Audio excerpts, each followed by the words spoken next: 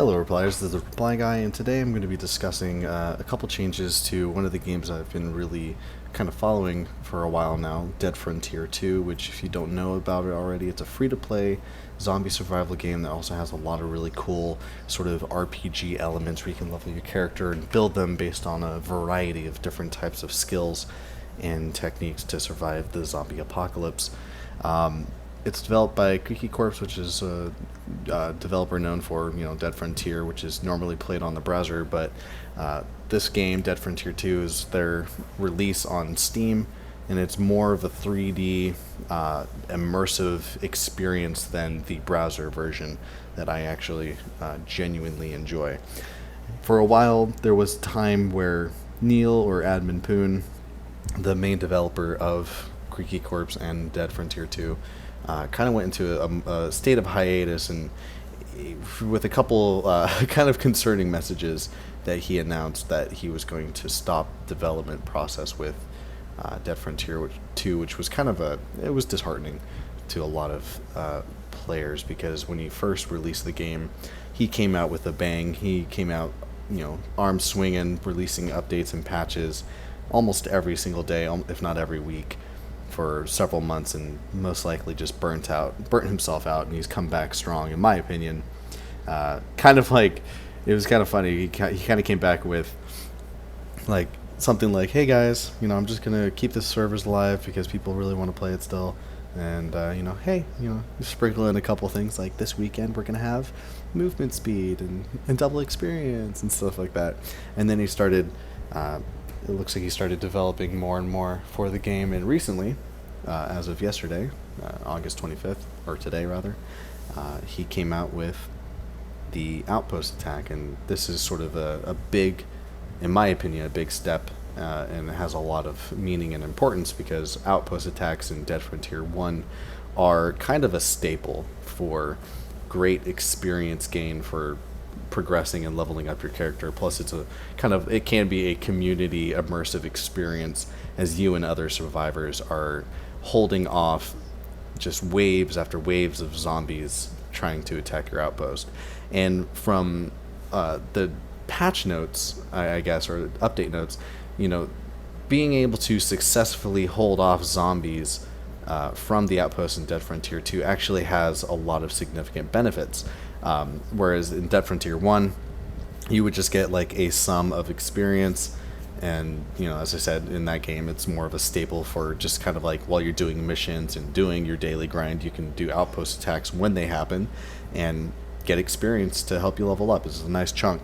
But in Dead Frontier 2, there's kind of like consequences to failing successfully repelling an outpost attack. So, reading off of the outpost attack update, this version of the game adds outpost attack. Each outpost will be attacked each day randomly in either of the time slots: 12 p.m. UTC, 9 p.m. UTC, or 1 a.m. UTC.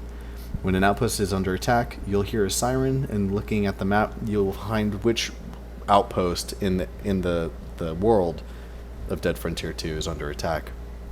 The attack lasts for about 30 minutes, and during that time, everyone online will need to work together to keep the doors from being broken down by the infected. If the battle is lost, that outpost will be overrun for 1 hour, and handing in missions will not be possible, as there's a bunch of NPCs in there that can hand out missions. So for that hour, if you fail to repel the invading zombies, then nobody gets to do missions from that outpost in particular, which can affect a lot of people, even though there's 2 other outposts that will be, for the most part, unscathed from the zombie attack for an hour. If you fail, it's still something that kind of has like real world, in-world consequences, which is kind of a cool concept. If the doors are properly defended, then everybody who took part will get a 2-hour boost to experience and loot rates. Note that zombies killed during the OA, or the outpost attack, grant more experience than they normally would. It's important to stress that the outcome of the battle is global, which means that the result is the same for everyone, regardless of whether you play solo, lobbies, MMO mode, or which server you play on. So if there's multiple lobbies going on, which we'll talk about kind of like the limitations of that in a moment, and temporary changes for now. For instance, we had a group where there was 8 of us on the first night, and it kind of like the spawning kind of bugged because there were too many of us. And we were sitting there, and the door health bar is shared globally across all the servers. So we were sitting there, no zombies, but the door was still getting hit. So we figured out we had to spread ourselves across other servers to help other players that might be dealing with more zombies than we were.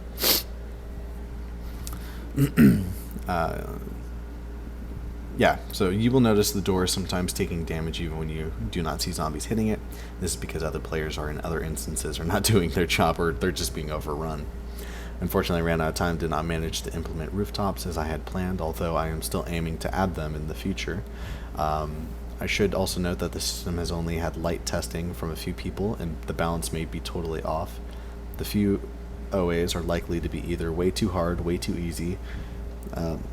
I will no doubt take several days and weeks to fine-tune based on the feedback from the community to get it right.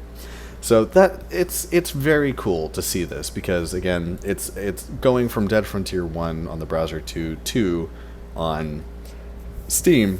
One of the biggest things that I think a lot of people were looking forward to was Outpost attacks and how they would be implemented. And personally, based off of the first run, I think it's a very strong step in the right direction. I am really looking forward to see how it's going to be fine-tuned and how it could be made more difficult if we're going to see bosses in the streets as well, because we do have roaming sort of like boss-like zombies, or mutated zombies in this game. In some of the locations, you can find them in the streets, so I think it would be really interesting to have them show up as well. Maybe not like the super yoked out versions like the Bloody Tendril and the Bloody Titan or whatever, but maybe the Siren, Fingers, and Mother would be cool to see, or maybe some of the other various mutated boss versions where they have a little more health, but they can also spit radiation, things like that, cause bleeding, make it a little more difficult, a little more crazy, on top of all the zombies that are currently coming at you. So yeah, and again, for a trial run, I think it was pretty successful for the most part. The moment the announcement went out, everyone hopped on Discord, and it was just sort of like this kind of like a jolt of life again. It was fun being able to hop into the Discord channels and start talking to people, and we're kind of hyping each other up for what's about to come.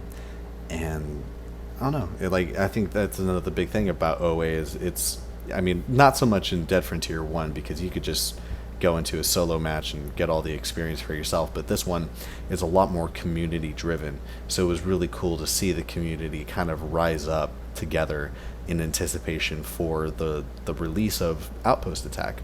I think it really made the difference, and will continue to be a big part of future development. I really hope Neil really takes this to heart, and it sounds like he's come back from being burned out. He's had some time to stew over some things, and I'm really grateful to see it, because more than anything, I want to see a game and IP like Dead Frontier 2 succeed, rather than fall into development hell and never see the light of day again.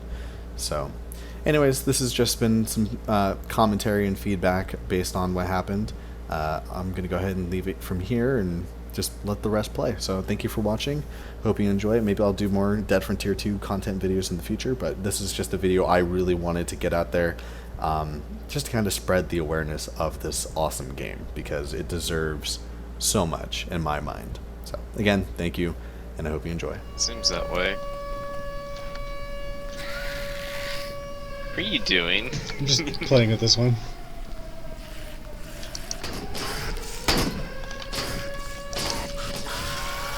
Teamwork.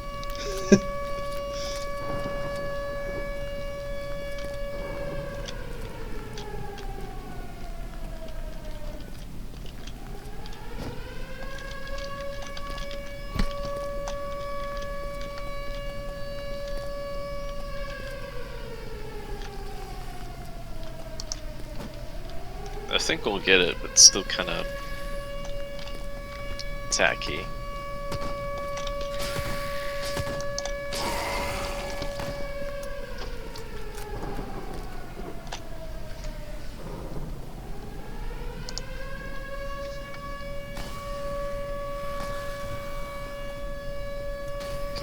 Oh, did you see what he said?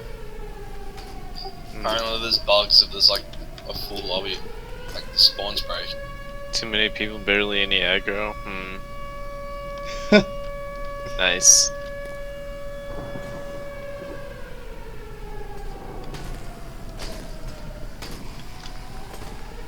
Well, damn us for having a full lobby, right? Feels bad, man.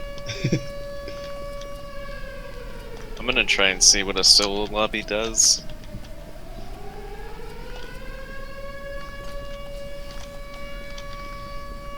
Oh yeah, there's... Holy shit, dude. What the fuck? That's a lot of zombies.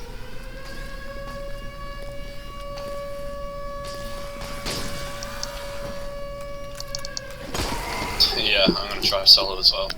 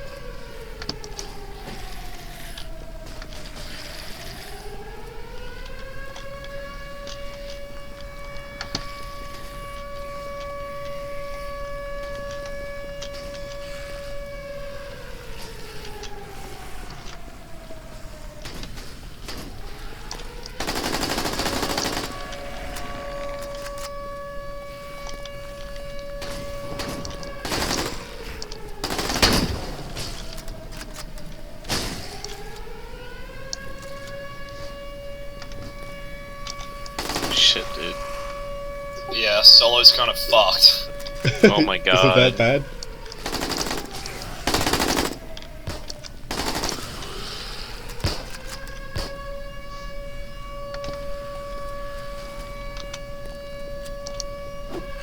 Oh lord, I'm getting eaten up, dude. Is it that bad? Yeah, there's like 20 zombies on my screen right now. Jesus.